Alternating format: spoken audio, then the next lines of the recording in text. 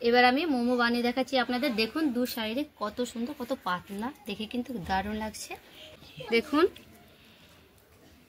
ভেতরটা দেখুন কত সুন্দর করে পুরে ভরা আছে। এইভাবে ভাজ করে।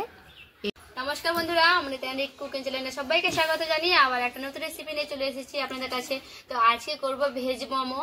তো প্লিজ প্রথম থেকে শেষ পর্যন্ত ভিডিওটা দেখবেন, আশা করছি খুব ভালো লাগবে। যারা নতুন হয়ে এসেছেন তারা কিন্তু আমার চ্যানেলটাকে সাবস্ক্রাইব করে আমার পাশে থাকবেন। সবার আগে দেখে নিন ভেজ মোমো করব, তার জন্য আমি এখানে নিয়েছি বাঁধাকপি, আনেছি ধনেপাতা, গাজর, সব কিছু আমি নিয়ে নিয়েছি। এবার আমি গাজর আর বাঁধাকপিটাকে লবণ দিয়ে ভালো করে মাখিয়ে নেব, যেন জলটা ভালো করে বেরিয়ে যায় তার জন্য।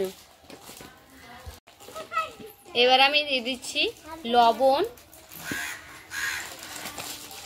এবার আমি সবগুলোকে দিয়ে ভালো করে মাখিয়ে নেব, যেন জলটা বেরিয়ে যায় তার জন্য। এটা কিন্তু ভালো করে মেখে নিতে হবে।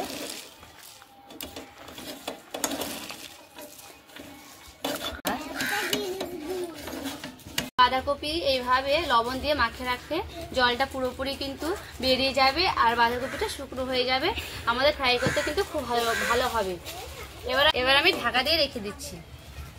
আমি এখানে মোমো বানাবো, তার জন্যে মোমো যে রুটিটা বানাবো তার জন্য এখানে আমি পরিমাণ মতো ময়দা নিয়ে নিয়েছি। এবার আমি জল দেব, জল দিয়ে গুলে নেব, অল্প অল্প জল দিয়ে গুলে নেব।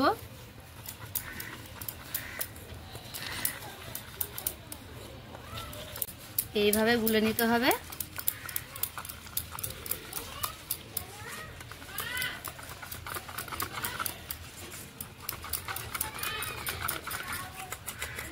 এইভাবে আমি ভালো করে গুলে নিচ্ছি।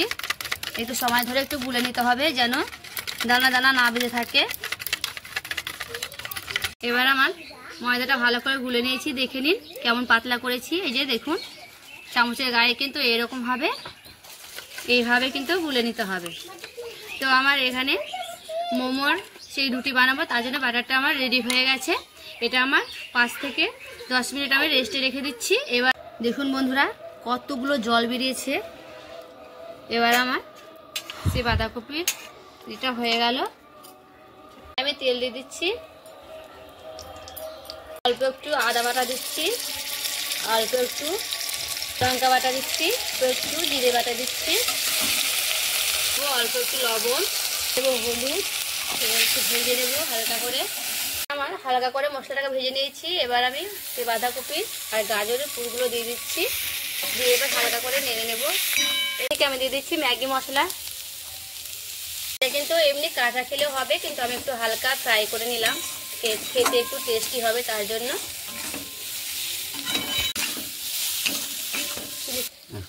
এক চামচ চিলি সস দিয়ে দিচ্ছি। এবার আমি ভালো করে নেড়ে নেব। এটা আমি বেশি ফ্রাই করলাম না, এটা আমার হালকা ফ্রাই করে। এটা কিন্তু পুরটা আমার রেডি হয়ে গেছে। আমার তো সেই মোমোর পুরটা রেডি হয়ে গেছে। এবার আমি রুটিটা বানিয়ে নেব। তো দেখুন প্রথমে ফ্রাই প্যানে চাপিয়ে নিয়েছি, এবার আমি তেল দিয়ে দিচ্ছি। তারপর আমি এইভাবে মুছে নেব। এবার আমি বাটির মাপে যে মাপ অনুযায়ী করবো সেই মাটির অনুযায়ী এইভাবে একটু ছিতরা করে নেব। এভাবে উঠিয়ে নিচ্ছি, বাকিগুলো আমি ওইভাবে করে নেব। দেখুন বন্ধুরা সব দেখুন দেখতে কত সুন্দর লাগছে, একেবারে পাতলা কাগজের মতো। তো বন্ধুরা আমি কিন্তু এর আগে আরেকটা ভিডিও দিয়েছি চিকেন স্প্রিং রোল, আপনারা কিন্তু সেই ভিডিওটা গিয়ে আমার চ্যানেলে গিয়ে দেখতে পারেন। চিকেন স্প্রিং রোল তৈরি করে দেখিয়েছি এইভাবে বেলা ঝামেলা ছাড়াই। তো দেখুন আমি কত সুন্দর কিন্তু মোমো তৈরি করব তার জন্য। এবার আমি মোমো বানিয়ে দেখাচ্ছি আপনাদের। দেখুন দু সাইডে কত সুন্দর, কত পাতলা। এই যে এখানে আমি সেই পুর নিয়ে নিয়েছি, আর এখানে আমি দিয়ে দিচ্ছি গুলো দিয়ে দিচ্ছি গুলা ময়দাগুলো। এইভাবে ভাঁজ করে এখানে আমি এইভাবে দিয়ে দিচ্ছি। দেখুন এইভাবে মুড়িয়ে নেব দু সাইডটা। এবার আমার হয়ে গেল। দেখুন মোমোটা এইভাবে হয়ে গেছে, রেখে দিলাম।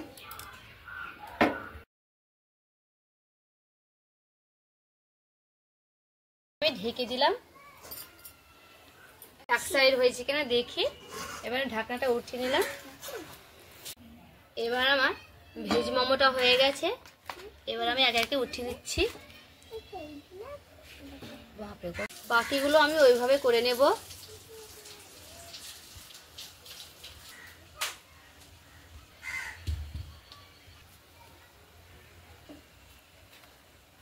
দেখুন বন্ধুরা, সবগুলো আমি করে নিয়েছি।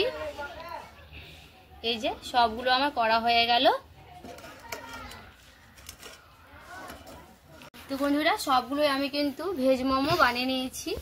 দেখুন, দেখে কেমন লাগছে আপনারা অবশ্যই কিন্তু আমাকে কমেন্ট করে বলবেন। একটা আমি আপনাদের ভেঙে দেখাচ্ছি।